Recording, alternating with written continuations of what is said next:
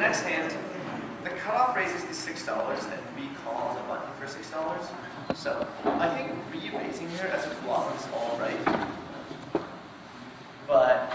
So I think re-raising here as a bluff is all right. But I choose to call instead because we're in position, and we're in position, and there's a lot of big blinds to play for a post flop, so we can get a lot of money if we get a straight or a flush. And also, we don't want to raise and have to re-raise with this ace king, and then we're going to fold when we're in a really good position by just calling. But I do think like re-raising is okay because it is always nice to re-raise and get into fold with jack 10 or whatever. So, but we choose to call here. So, yeah. The big blind also comes along for the ride. So the flop is 10-8-6 with a club. 10-8-6 with no flush draws, but we do have a backdoor flush draw. We can hit 2 clubs and get a flush. And the cutoff bet's 14.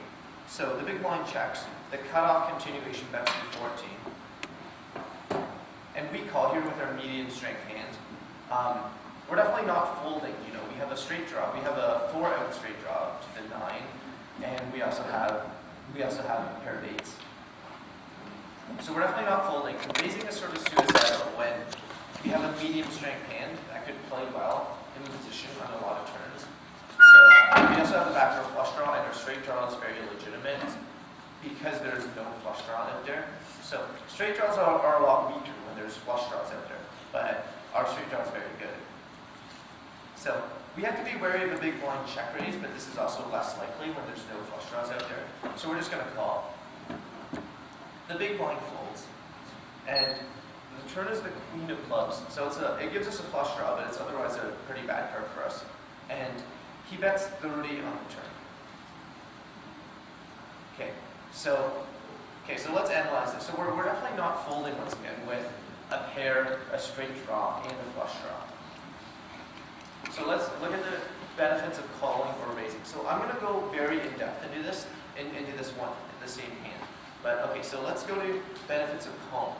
So if we call, we get to see the river for sure, right? Instead of having to fold on the turn to his 3-bet all in. Okay, so I'll go through this slowly. So suppose we raised.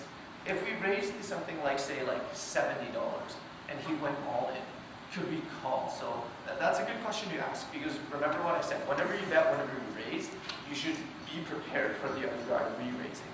So in this case, the way we prepare for the other guy re-raising is figure out whether we have enough outs to call. So let's suppose we raised to try to bluff.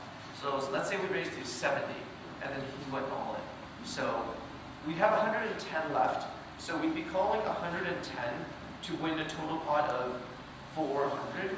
So a bit more than 400, 403, because $6 from the big blind, $1 from the small one, so 407.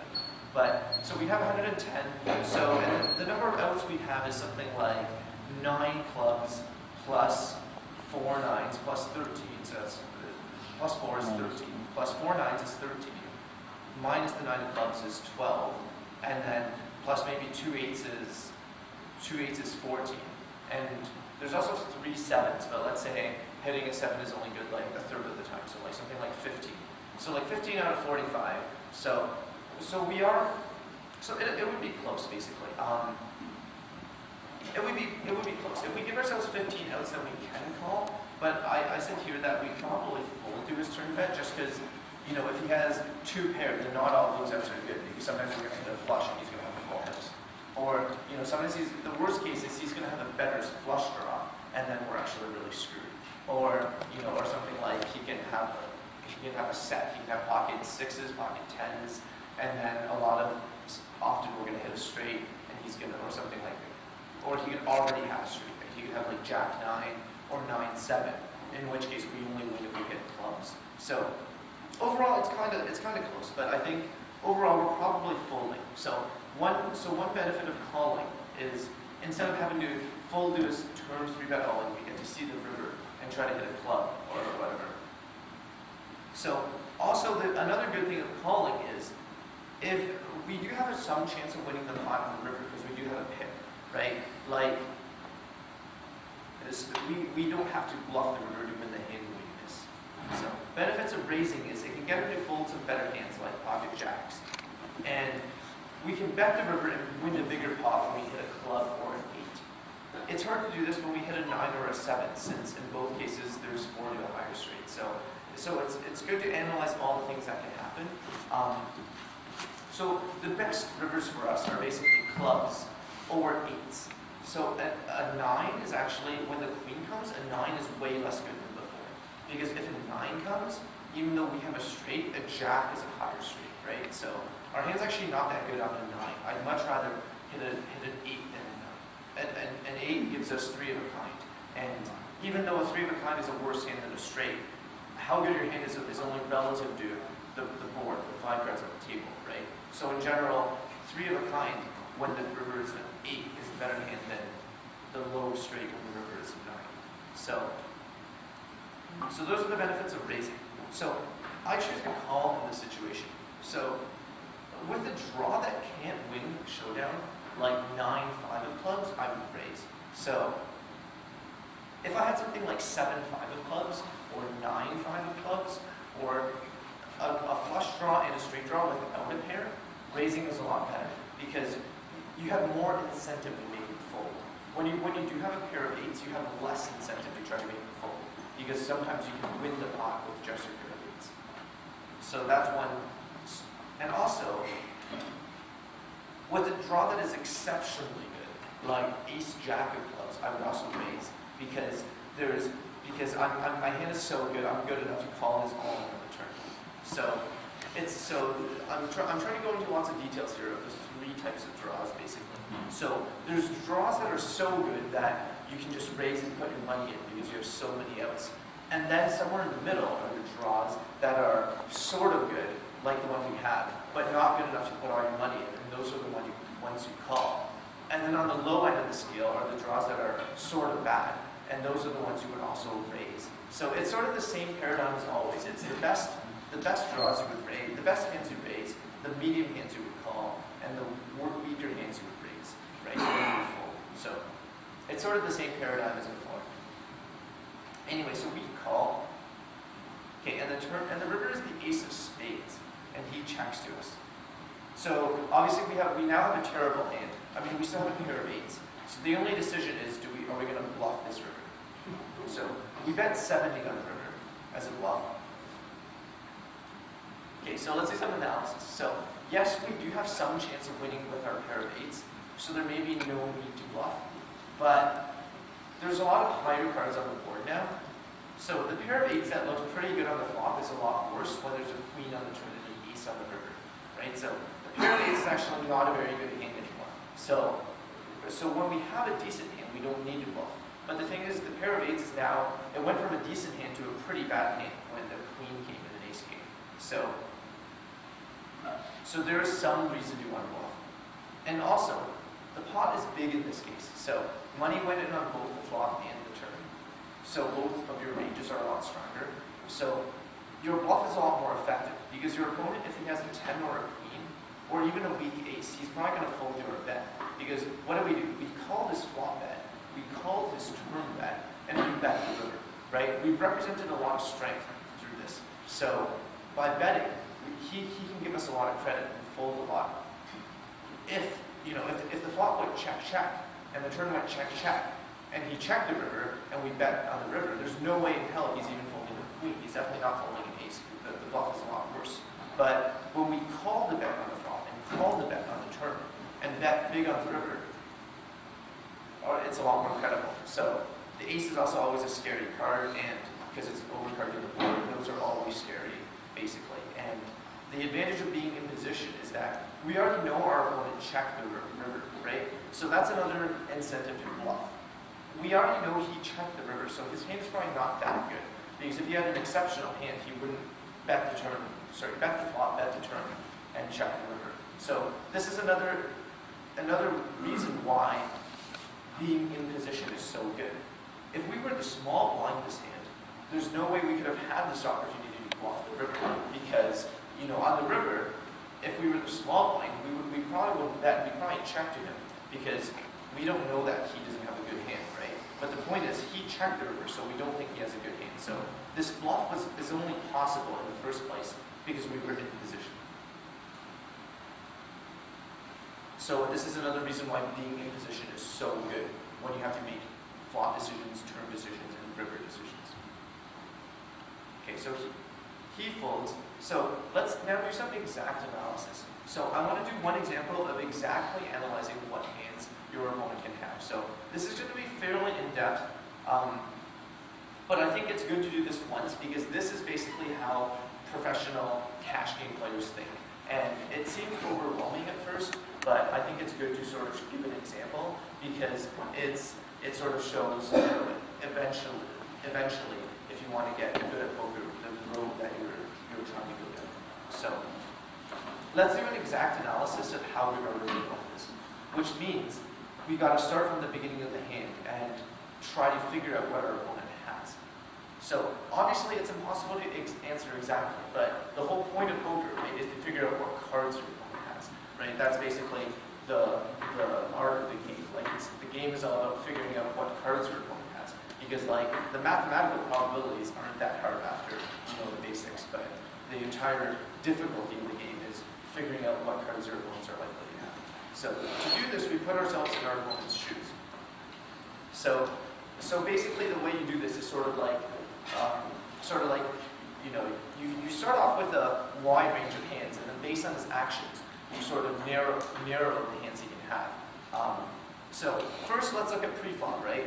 Our opponent raised pre-flop, so that's the first clue that we got about our opponent's hand. So what does this tell us? So this usually trying to put him on exact hands pre-flop is difficult, but it's still sort of good to have some idea. You know, we can put him and say he has around 33% of hands. He has around the best 33% of hands. So this includes any pair, any suited ace, any two Broadway cards like Queen 10 offsuit, Jack 10 suited, but it doesn't include hands like unsuited hands. It doesn't include unsuited aces. It doesn't include stuff like 10-8 offsuit. So, you know, that's good to know, right? Because he raised from the cutoff. So, you know, it's not really reasonable to put him on something like 8-6 offsuit, because even though 8-6 offsuit is a good hand on this flop, we shouldn't put him on 8-6 offsuit because he probably wouldn't raise with 8-6 offsuit or 10-6 offsuit or even Queen 6 offsuit. So the fact that he raised pre-flop is our first clue of what hands he could have. Okay. Now on the flop, this is where we can get a lot of information. He bet the flop.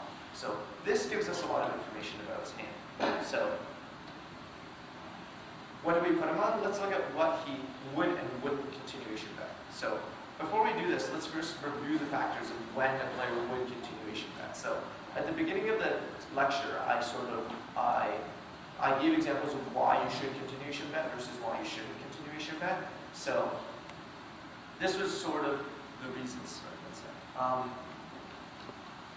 Right, so very quickly, I'll go through the list, right? So incentives for continuation betting are, your hand is good enough that it beats even most of the hands your opponent's calls with. You want to bet if your showdown value is poor, right? If you have king, queen, then you want to bet. If you have ace, queen, you might want to check, because with ace, queen, you can win the hand and showdown with ace high, whereas you can't with king, queen. You want a continuation bet when you're out of position and you can't see a free turn by checking anyway. And you want a continuation bet when you have few opponents in the pot, like 1 or 2. Right? So the opposites are basically the incentives for against continuation betting. So you don't want a continuation bet when you have. So another reason why you don't want a continuation bet is if your hand is so dominant that you want to give your opponent a turn and hope that your opponent improves. Because your hand is so good that even if your opponent improves on the turn, you're still beating him. And then when he improves on the turn, he'll put in more money. So that's another reason against continuation betting. Another reason is your hand isn't good enough to beat his calling hands, but it is good enough to beat his bad hands, right? So like ace king high is a good example. You're not good enough to beat his calling hands because ace king high isn't going to beat a calling hand, but it still beats the majority of his hands when you check. And sometimes you don't want a continuation bet if you have zero equity because your hand is just so terrible. Whereas, like, you usually continuation bet when you have like ace king high, because well, I guess ace king high, you do have decent showdown value, so maybe not. But something like king queen high, continuation betting is decent because you can still hit a king or a queen, and usually that'll be an overcard. So you don't want a continuation bet if you're in position. You don't want a continuation bet if there's two big people. So remember, this is the situation again.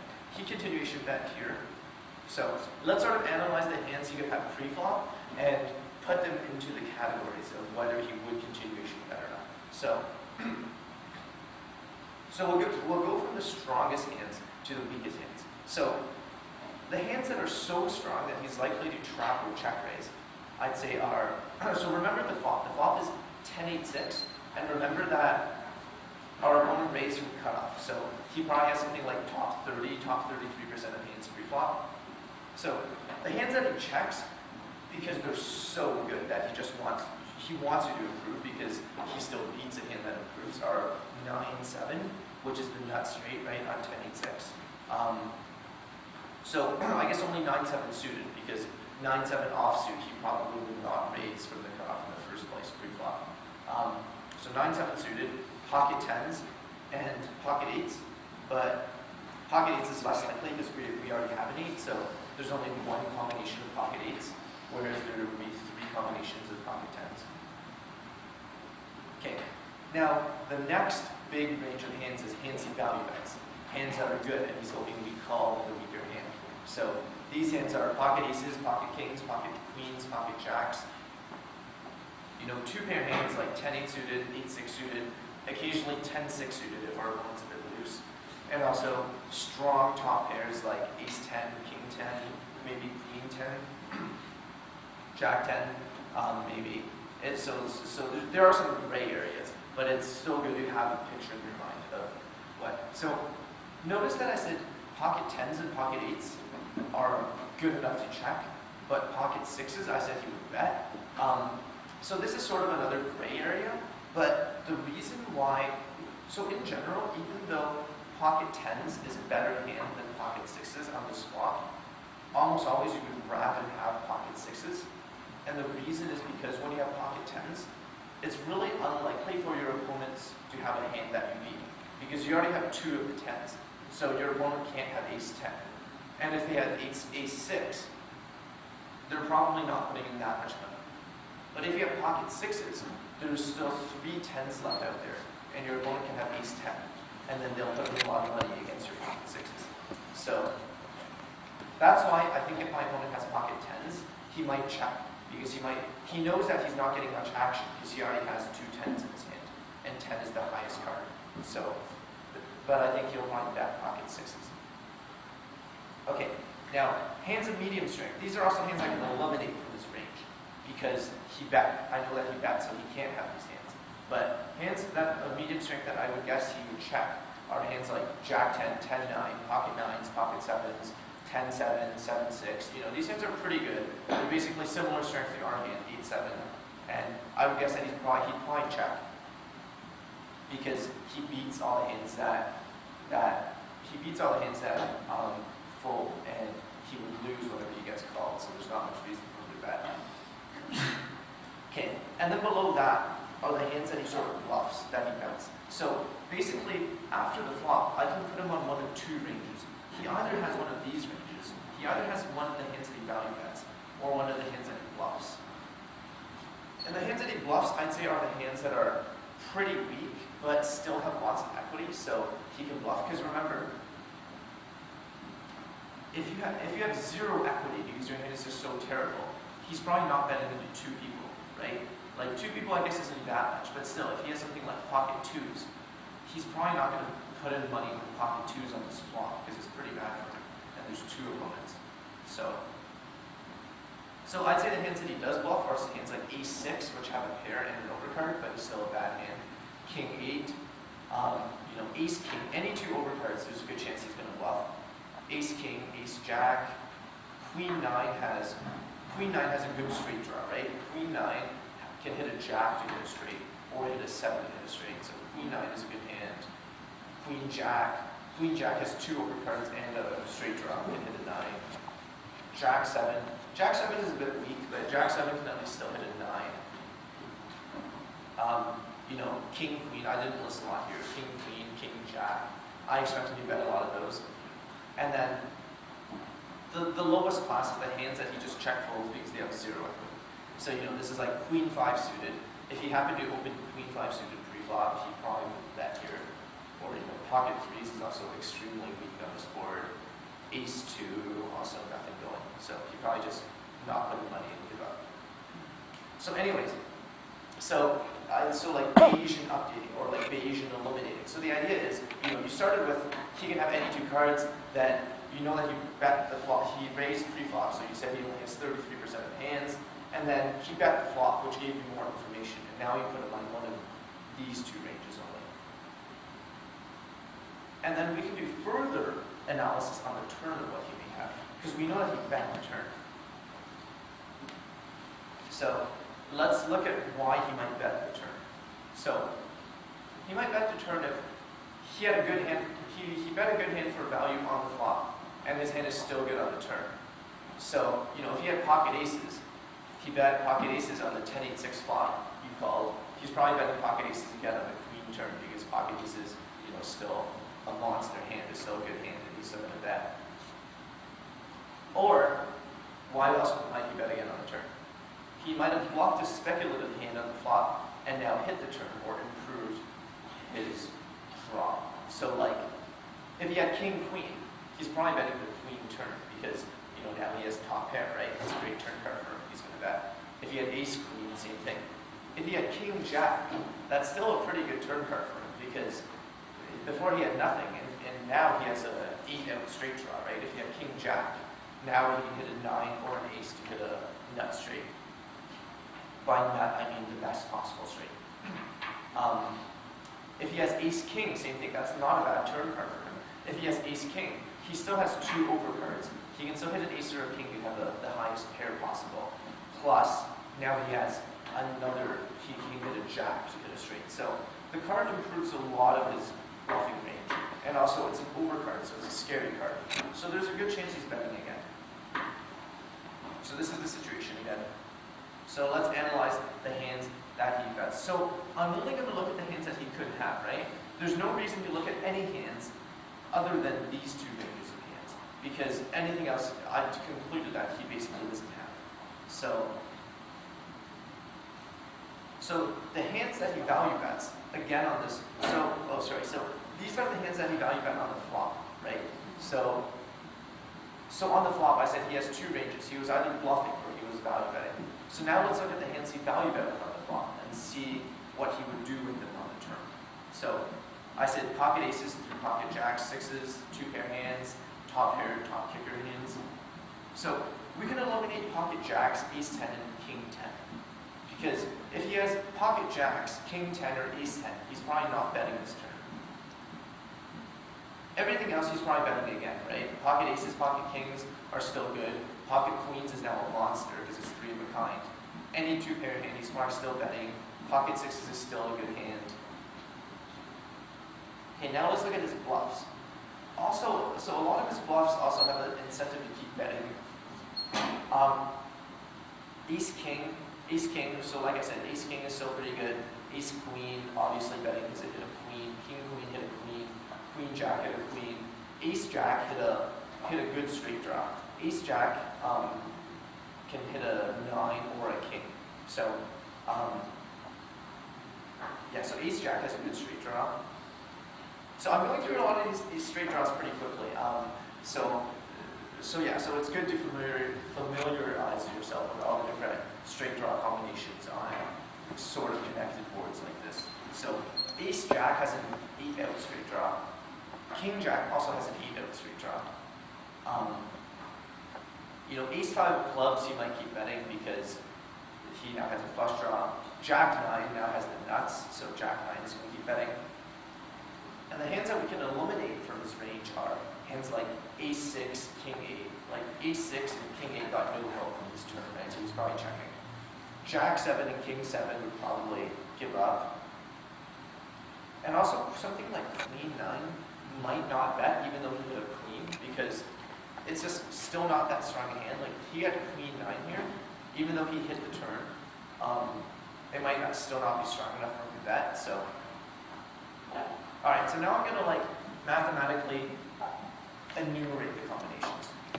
So his range going into the river, I'm gonna count exactly so that I can do so I can analyze odds of it. So pocket aces is 6 combinations, right? It's there's 4 aces out there, and he needs to have 2 of them. So 4 choose 2, right? So you know what I mean by like 4 choose 2 is 6, right? So there's 6 combinations of pocket aces, 6 combinations of pocket kings, 3 combinations of pocket queens because a queen came. So there's only 3 combinations of pocket queens, 3 combinations of pocket sixes, 2 combinations of 10-8 suited. That one's a bit tricky. So why is there only 2 combinations of 10-8 suited? Because he can't have 10-8 of clubs, and he can't have 10-8 of hearts. So he has to have 10-8 of spades or 10-8 of diamonds. So that's 2. 8-6 suited, there's only 1 combination because he can't have diamonds, hearts, or clubs. He must have 8-6 of spades. So 1 combination. Yeah, so some of these gray areas, like I said, where it's like 10-6 suited, theoretically there's 2 combinations, but he might not raise 10-6 suited pre-flop. So I just gave him 1 out of 2 combinations as an approximation, right? Like theoretically he could have 10-6 of spades or 10-6 of hearts, but I'm going to assume that there's some chance that if he had 10-6 suited, he wouldn't raise from the cutoff in the first place. So I'm going to give him 1 out of the 2 combos. Same with queen 10. Theoretically, there's 9 combinations of queen 10, but I'm only going to give him 6 out of those 9 because I think there's a good chance with queen 10 he would check the flop instead of betting. So a lot of these seem kind of arbitrary, but I mean, yeah, so it's okay if you make, this, I'm not saying this is perfect, maybe it's actually 7 out of 9, or 4 out of 9, or 0 out of 9, but, still doing this is the right way to analyze this. Because it gives you a good approximation. So I'd say 6 out of 9 for queen 10. Queen 8. Queen 8, I'd say something like 2 out of 6. Because there's some chance he's not raising queen 8 offsuit pre-flop. He's probably raising queen 8 suited pre-flop, and also like on the flop he might not bet queen 8. So even though there's mathematically 6 combinations, right? There's 6 because I have an 8. So there's 3 queens times 2 8s. So there's 6 combinations. But I'm only going to give him 2 out of those, and then queen 6, which is pretty unlikely, but I'll give him 1 combination. Okay, now let's look at his bluff hands. So there's ace king, and there's theoretically 16 combinations, but I'll just give him something like 11 because I think he might check ace king. He's not guaranteed to bet ace king. Ace queen, I think he is guaranteed to bet, and there's 12 combinations. Ace jack, I think he is pretty much guaranteed to bet, and there's 16 combinations. So, okay, does anyone have any questions about the math? I'm doing it fairly quickly, but it's simple, right? Like ace king, the reason why it's 16 is because it's 4 times 4. Ace queen, it's 12 because it's 4 times 3 because there's a queen in it already. Ace jack is 4 times 4. King queen, I'll give him 9 out of 12 because I think there's some chance he doesn't bet ace queen. He might not think it's good enough. King jack, I'll give him all 16. Queen jack, I'll give him like 8 out of 12. Queen 9, I'll give him like 4 out of 12. So jack 9, I expect him to bet it every time because he has the nuts. So 16, ace 9 clubs, and king 9. So the river situation is this. So he checked the river. So I gain even more information about his hand. So this is another reason why being in position is so good. Because when you have to decide whether to bet, you get to see whether your opponent bet, right? When he had to decide whether to check on the river, he didn't know what we were doing on the river. He had to check the river without knowing what we were doing on the river. So he had less information to work with. But we have more information to work with because we know to check. So, we're going to cross off pocket aces because he's probably betting pocket aces with the river's an ace. Same with pocket queens, he's probably betting. Pocket sixes, he's probably betting. Also, I updated some of these numbers when an ace came. So instead of having 16 combinations, this is a 12. So I'm not going to run through every calculation, but I'm just showing you examples where, when you're updating, you also got to update the combinations when cards come. Because when an ace comes, there's no longer 16 combinations out there for ace king. So yeah, I crossed off ace queen because I think ace queen is betting when it turns and reverse two pair. So I crossed off king jack because king jack has the nuts. I crossed off jack nine because it's still a very good hand. Okay, so after doing this calculation, the conclusion is the total combinations that, and I'm going to assume that if I bet the river, he's only going to call with two pair or better. Maybe like ace king, maybe the best possible one pair hand will call. So the total combinations that call your bluff is 13 combinations of two pair or better, which is 2, 1, 1, 6. So that's 10 plus 2 is 12 plus 1 is 13.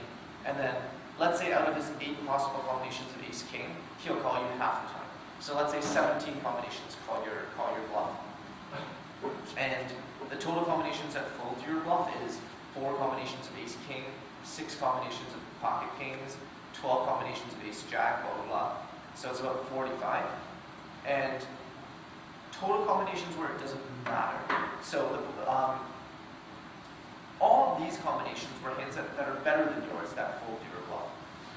If he happens to have something like king 9, it doesn't matter whether you bluff, because if I check, I'm still winning the hand. But as you can see, that's actually very rare. So the point is, pocket eights is a very weak hand that you should be bluffing on this river, because almost always you're losing, right? I listed all his combinations, and there's only one combination out of like 50 combinations that we're actually beating. We're only beating king 9. So okay, let's do the math. So if we check, we win 2% of the time, right? The 2% is 1 divided by 1 plus 45 plus 17. I guess the 2% is a bit off. It's actually like 1 over 63. So anyways, our equity is close to 0. We basically never win when we check. Our equity is like $2, right? So the pot size is 107.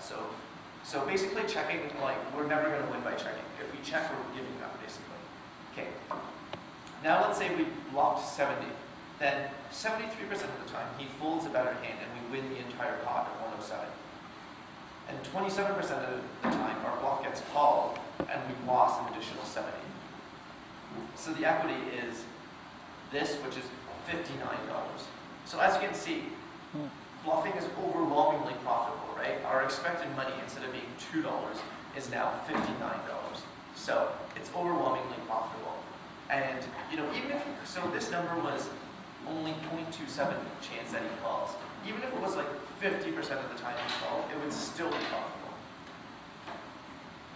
So comparison, like if we had ace 9 instead, you can do a similar calculation.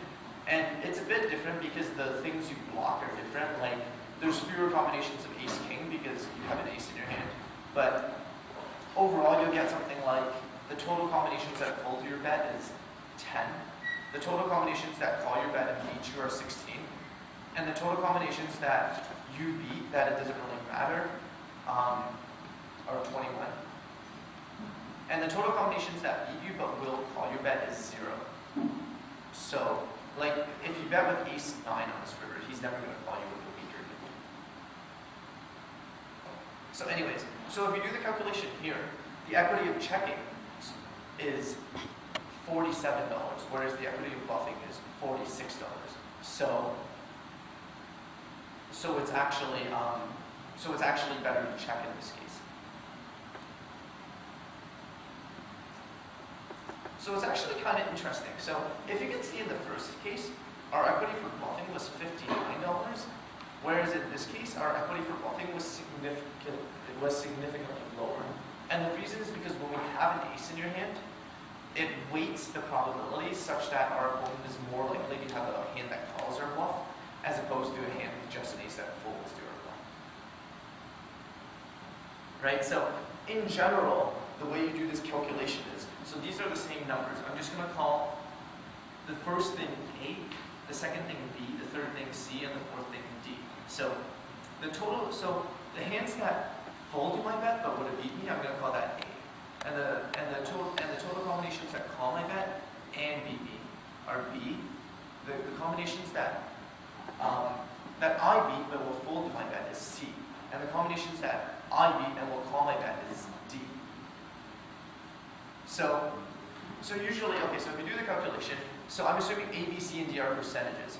So the checking equity is C plus D times 107, because the chances that you win is C plus D.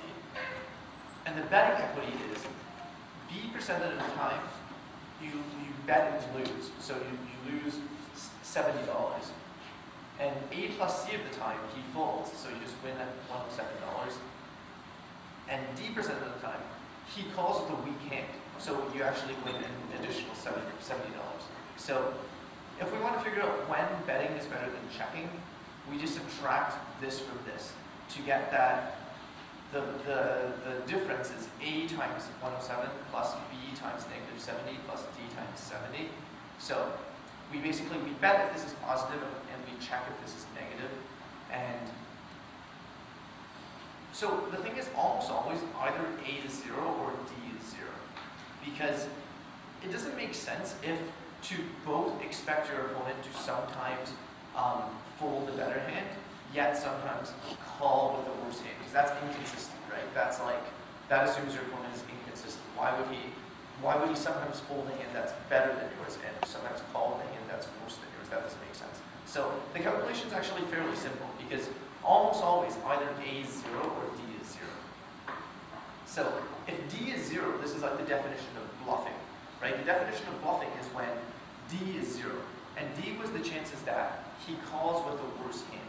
So the definition of bluffing is when we know he's never going to call with the worst hand. We're basically trying to get him to fold the better hand. And it's basically profitable in this case if the ratio of how much he folds, which is A, to the ratio of how much he calls, which is B, is greater than a certain amount. And in the case where A is 0, which is A is 0 means he's never folding a better hand. So we're basically betting for value. And to figure out whether it's worth it, what we got to calculate is whether, how frequently he calls us with the worst hand versus how frequently he calls us with the better hand. So it's basically profitable if D is greater than B. If the chances that he pays us with the worst hand is greater than the chances that he calls us with the better hand. Yeah. Two questions. The first is when you're playing in person, are there any heuristics to make this coming out quicker? I'm assuming you can't send like 8 minutes from the shot. And then secondly, how much do you weight this mathematics versus your image, your perception of his play style? Okay, so the first question is, so like I said, you're not supposed to be able to do this. So it takes a lot of practice to do this quickly. And basically, as far as I know, the only way to learn is by doing this a lot when you're reviewing hand histories. And if you did this like 10 times, you would have a good image of what the numbers are, right? Like the thing is, you don't have to get it spot on.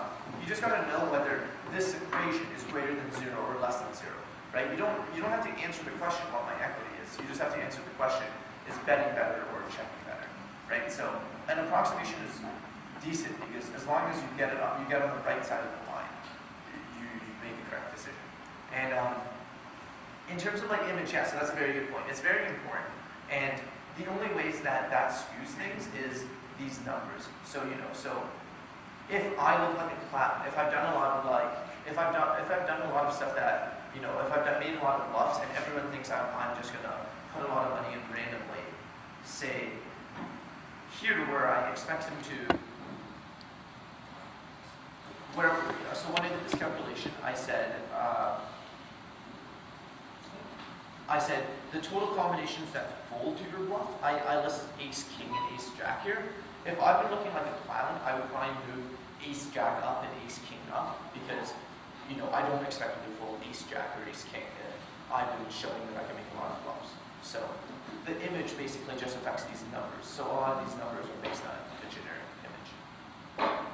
So this is basically how high-level cash game players think about the game all the time. So if you happen to be the lucky one who wins the coaching from Cole South who's like top 10, who's one of the 10 best cash game players in the world, he's going to be talking like this a lot because this is how the best think about the game. And he can do these calculations a lot faster than I can. But yeah, so, you know, and also like the other players that you get with coaching from, this is how they think about the game, the top pros. Okay, so yeah, so the summary, so we have 1 minute, that's 5 bucks, 1 minute. So summary, yeah, so post-flop play is complicated. There's volumes and volumes written upon this. I can't go through every situation in one lecture. Hopefully Mike, who's guest lecturing next class, will talk more about this, and he'll give examples from tournaments where he's going to talk about post-flop play. So, but the 7 main takeaway points from this class are bet sizing. Bet more than the pot often because you have a lot of chips. 2 is if you put in 3 big blinds pre-flop, if you only put in 3 big blinds pre-flop, don't put in 97 big blinds post-flop with 1 pair. 3, in general, don't call a turn or river raise with 1 pair. Don't call a turn raise when you could be getting it in drawing dead. Say like a straight on a board that could already have a flush. 4, always have a sense of how many streets of value your hand is worth. You know, only the best 1 pair hands you can bet 3 times for value and hope you get called by something worse. And like weak top pairs and strong second pairs are usually worth 2, and like weaker pairs are worth 1 and everything else is worth 0, or well, you might continuation bet anyway. And 5, position matters so much. Position is like the most important thing ever. We gave a lot of examples of where, you know, position meant you could make good decisions. No, being out of position meant you made a lot of poor decisions. And 6 is we gave principles of when to continuation bet and when to follow through by betting again on the turn. And 7 is, yeah, we gave an example of basically how cash game pros think about the game. They put reads on their opponents, put them on hands, and count the combinations. Okay, cool. Yeah, okay, that's it. So I hope you come next class, and Mike McDonald will be flying down to guest lecture.